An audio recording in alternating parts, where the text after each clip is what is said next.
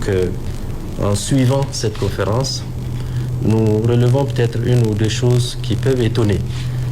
La première, c'est de dire qu'il y a eu refus de recevoir le ministre béninois en charge des mines qui est arrivé. Il a été bien reçu par son homologue et le chef de l'État que j'ai personnellement eu a donné instruction pour que le ministre de la Santé puisse recevoir le ministre pour qu'il puisse prendre le message. Le ministre de la Santé, c'est un membre du gouvernement. Il est membre du CNSP. Il est colonel-major. Et donc, il est digne de recevoir un message destiné au président.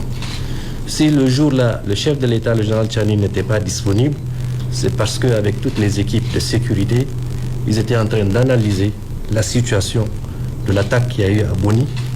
Et on sait d'où viennent ceux qui sont venus provoquer les désordres et la désolation.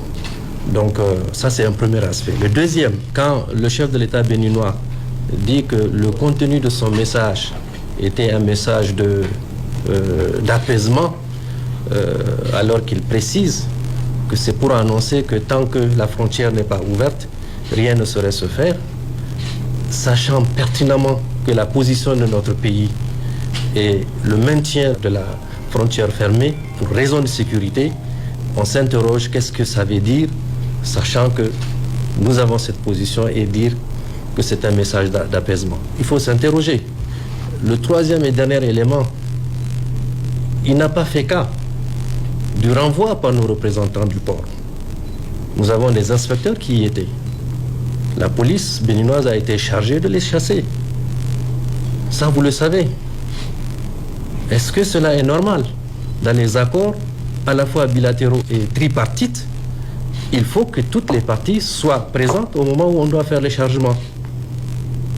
Mais si on chasse nos représentants, dites-moi, est-ce qu'il faut charger le brut nigérien à l'absence de nos témoins qui sont nos dignes représentants? Donc on reviendra un peu plus en détail. Nous continuons à dire que le Niger n'a aucune responsabilité dans ce qui arrive. La responsabilité de notre pays, c'est l'observation stricte de tous les accords qui ont été signés, à la fois avec les Chinois, mais également